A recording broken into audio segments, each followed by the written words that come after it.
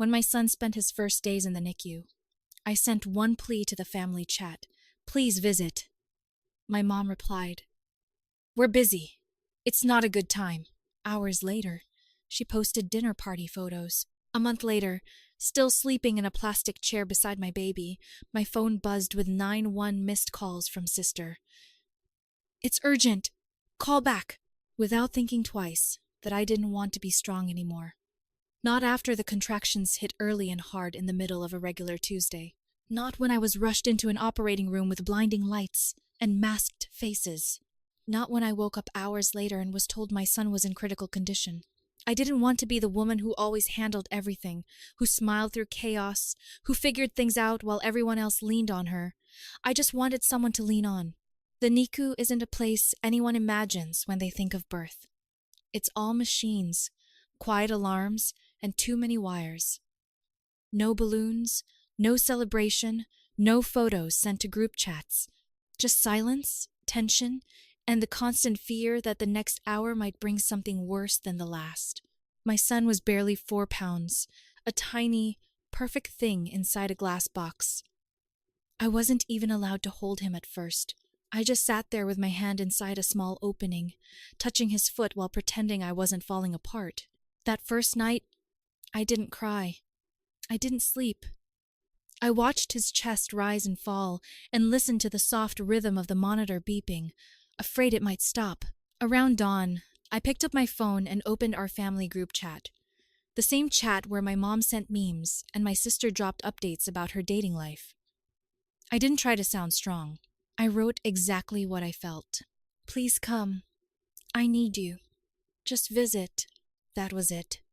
No emojis, no explanation. I thought it would be enough. My mom read the message almost instantly. I saw the little red check mark, then nothing. I told myself she was probably calling my dad, figuring out how to get here. Maybe she was already on the way. An hour later, her reply came in. "We're busy. Now's not a good time." I stared at it. Read it 3 times. Then, 2 hours after that, she posted a photo.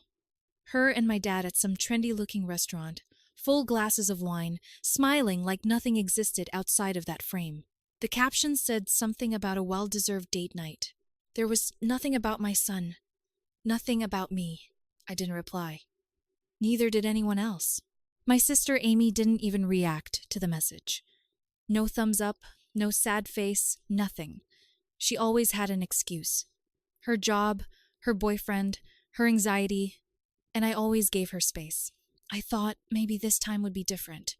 Maybe she'd surprise me, but the silence just grew louder. Chris tried in his way.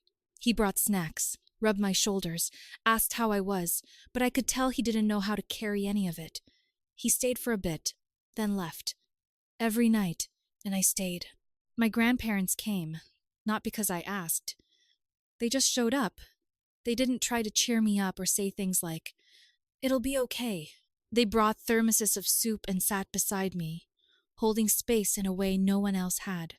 When I fell asleep in the chair, my grandma covered me with a blanket from her car. When I couldn't talk, they just stayed quiet with me. They didn't need instructions. They just loved. The days turned into weeks. I stopped expecting anything from my family. The only thing I kept doing was showing up for my son, reading him stories through the plastic, singing quietly even though I wasn't sure if he could hear. Nurses started calling me the strong one. I wanted to tell them how wrong they were. And then, 32 days in, at 3:11 a.m., my phone buzzed so hard it fell off the plastic tray beside me. The screen was lit up with notifications.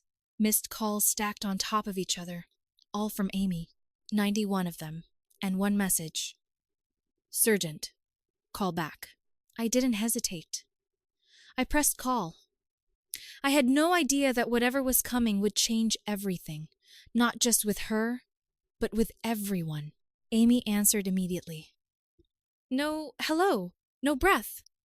She jumped in like she'd been waiting hours for me to call back. She said Mom had collapsed at home. Seizure, maybe a stroke. No one was sure yet. The ambulance had just left. Dad was falling apart. She was crying, panicked, asking how fast I could get to the ear. She said she didn't know how to handle it alone, that I needed to be there. I didn't speak right away. My son was finally asleep on my chest for the first time. No tubes, no machines, just his warm little body breathing in and out. I looked down at him, his skin soft and pink against the hospital gown they gave me for kangaroo care. I wanted to be present in that moment. Not on the phone, being dragged back into a place I'd barely survived getting out of.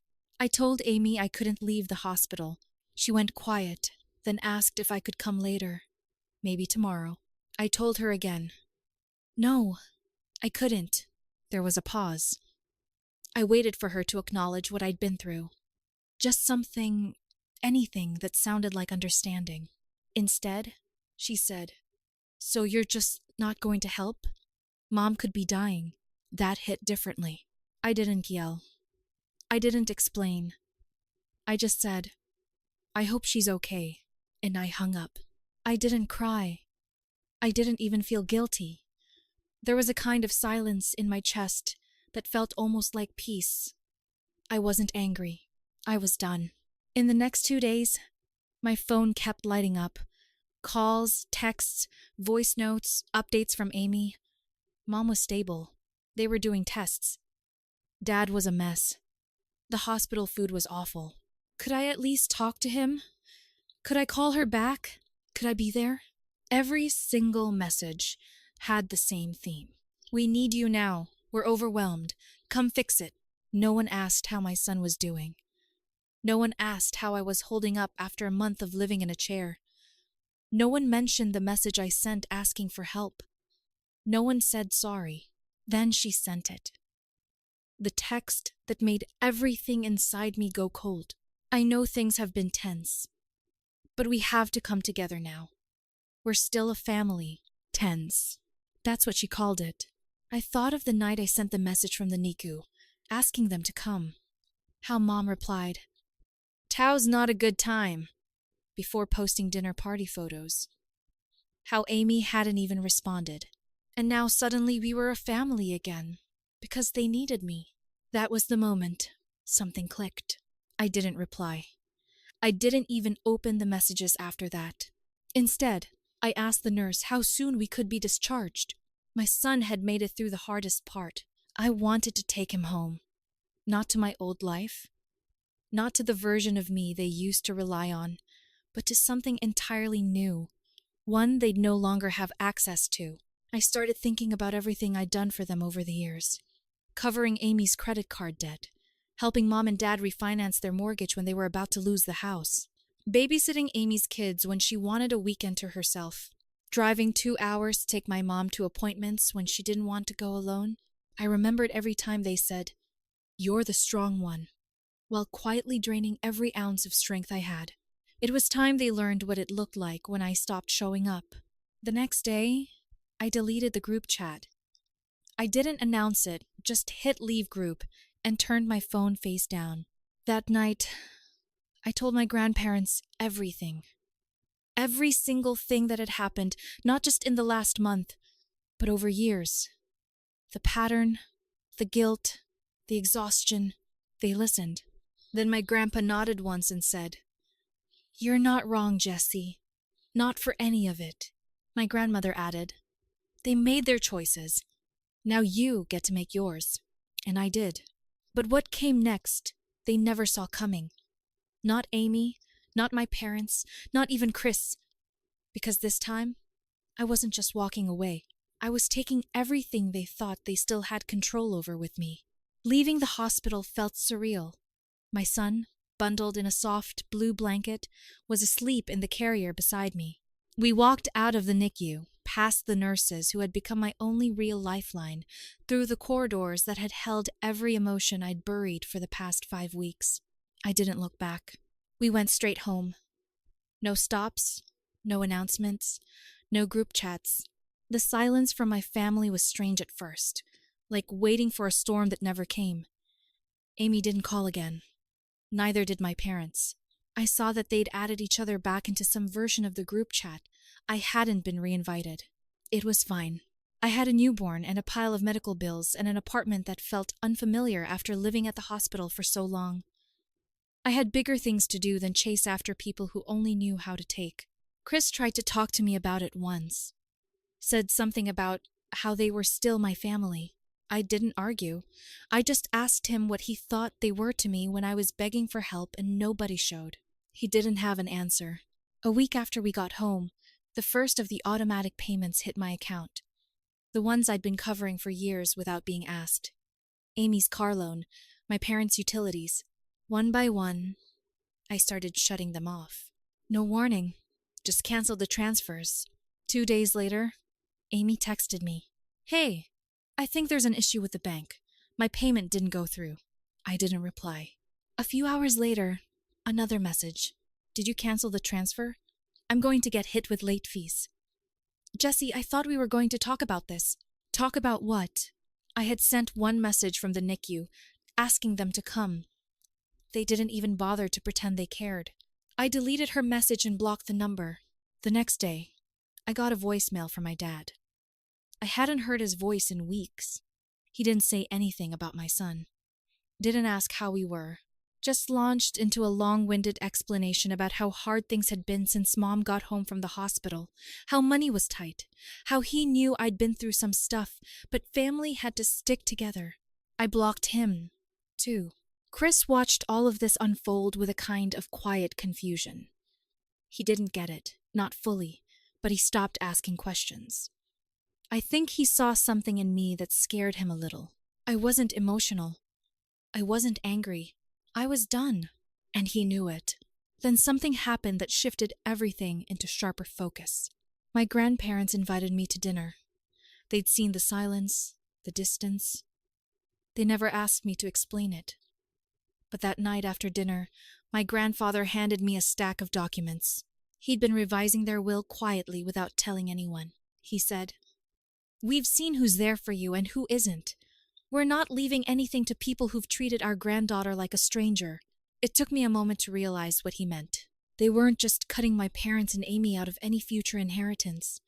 They were transferring assets into my name now. Real estate, savings, trust accounts, everything they'd once promised to divide. My grandmother looked at me and said, "We won't be around forever, Jesse. And we want to make sure the people who deserve your love don't end up using you." They saw it. They always had. And now the people who thought they could keep pulling from me forever were about to learn what it felt like to have the ground pulled from under them. The first reaction came from Amy, and it wasn't what I expected. One morning, I got a package.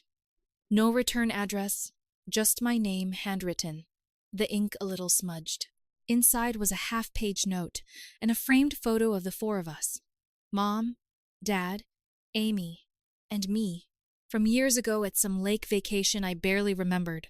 The note said, "I don't know what happened to you, but I hope you figure it out soon. None of this is normal." That was it.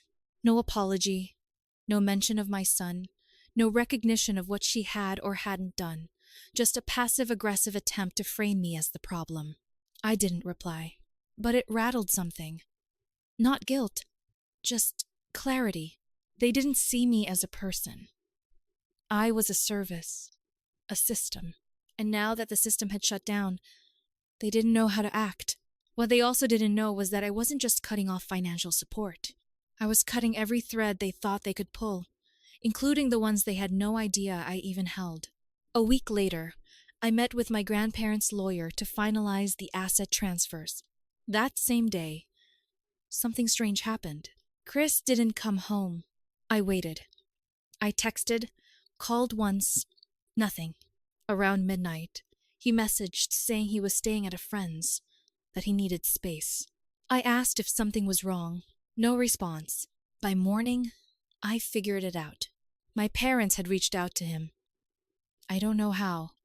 Maybe through his sister. Maybe directly. But they had. And instead of ignoring it, he listened. He came back 2 days later, acting weirdly calm, like nothing had happened. Sat on the couch, said he thought we should talk. "I know this is going to upset you," he started, "but I think you're being a little extreme. They're still your family. I just stared at him. He continued. Said he talked to my mom.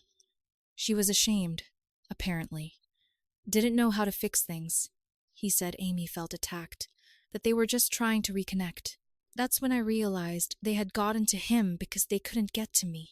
Chris said he wanted us to think about our son. About growing up without grandparents, without cousins, without the family he deserved. He said forgiveness was strength. That maybe I'd taken things too far. I didn't argue. I didn't cry. I just asked one question. Did they ever ask how our son is?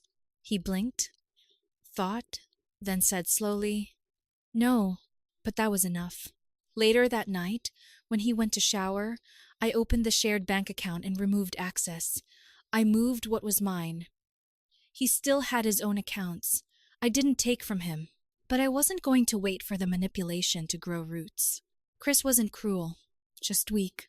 And weak people make dangerous allies when you're trying to protect something precious. 2 days later, he left again. This time, I didn't ask where he was going. But something even more unexpected happened the following weekend. I got a call from an unknown number. I let it ring out. Then it rang again and again. I picked up, ready to hang up, but the voice on the other end stopped me. It was a woman I didn't recognize. Her name was Leah. She said she used to work for my father. And then, after a pause, she said, I think you should know something. He's been telling people he's suing you. At first, I thought it was a bluff. My dad threatening to sue me for what? Emotional distance? But Leah, the woman who used to work for him, told me more. He's telling people you manipulated your grandparents, that you turned them against him, that they were coerced into changing the will. I didn't even know whether to laugh or feel insulted. My grandfather had been managing their estate since before I was born. No one coerced him. And even if I wanted to, there was no version of reality where I could tell that man what to do with his money. I thanked Leah for the heads up.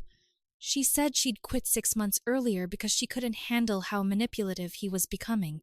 We hung up, and I sat with it for a moment. Not hurt, not scared, just tired. Then I made 2 decisions. First, I called my grandfather and told him everything. Second, I cut the final thread. Up until that point, there was still one quiet way I'd been helping my parents. A private loan I'd co-signed 3 years earlier to help keep their business afloat. A low-interest, flexible-term loan that they'd never fully repaid. I had the power to restructure or freeze it, but I hadn't. Out of guilt. Out of some old, broken sense of obligation. That same day, I contacted the bank and formally pulled my name from all co-signing obligations. They would now be fully responsible for repayment. Every month, no safety net. I also notified the loan officer about the situation and submitted documentation showing misrepresentation on their part. It triggered a reevaluation. Within 2 weeks, the business account was frozen for review, and everything changed. Amy called again from a different number. I didn't answer. She left a voicemail crying. Not subtle crying, but panicked, breathless sobs saying I was tearing the family apart, that Mom had broken down after hearing from the bank. That Dad was devastated and felt betrayed. Then she said something that sealed it all. If you do this, we'll have nothing. Are you really okay with that? I deleted the voicemail. 3 days later, I got an email from their lawyer. It was short. 1 line. This matter is considered closed. No further action will be taken. I guess once they saw the will held up, once they realized the inheritance was gone, the loan protections gone, the business unraveling, they knew they had no case, no leverage, nothing. They didn't want me. They just wanted what I gave. Chris tried to come back once, said he'd made a mistake, that he didn't know how bad it had gotten, that he wanted to be there for me and our son. But when I told him the new terms, full commitment, no contact with my family behind my back, full transparency, he hesitated. I told him to take that hesitation and pack it with the rest of his things. My son was learning to smile by then. He had no idea how close he came to being raised in a cycle of quiet emotional warfare. He just knew that he was loved, that he was safe, that his mother, tired or not, chose him first. My grandparents and I met one night in their garden. Quiet, simple, no drama. We talked about peace, about how loud silence can be when you finally step away from people who only pretend to love you when it's convenient. My family didn't just lose money, they lost the person who made their lives work. And this time, they couldn't get her back. I always thought peace would feel like a dramatic moment, a triumphant breakthrough. Maybe a perfect sunset, or a final word shouted across the room. But that's not how it happened. It came slowly, quietly. It looked a lot like routine. It sounded like breathing. It felt like waking up next to my son. His little hand resting on my collarbone, his breath warm and steady. There were no machines this time. No wires. Just a crib beside my bed and the kind of silence that doesn't feel empty. The kind that means nothing is about to fall apart. That's peace. But it came at a cost, and I paid every cent of it without regret. When I ignored my mother's letter, she tried again.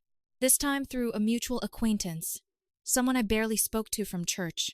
She told her to tell me Mom wasn't doing well, that they were worried about me, that the family felt pushed out and disrespected. I didn't respond. The last time I'd asked for them, I was sleeping in a plastic chair while my son clung to life. That door had closed for good. Amy went quiet too. I knew why. Without me, she'd lost the safety net. The loan I co-signed had shifted into full collection mode. It hit her credit hard. She'd spent years building her life on the assumption that no matter what she did, I'd still be there when the consequences came. She was learning now.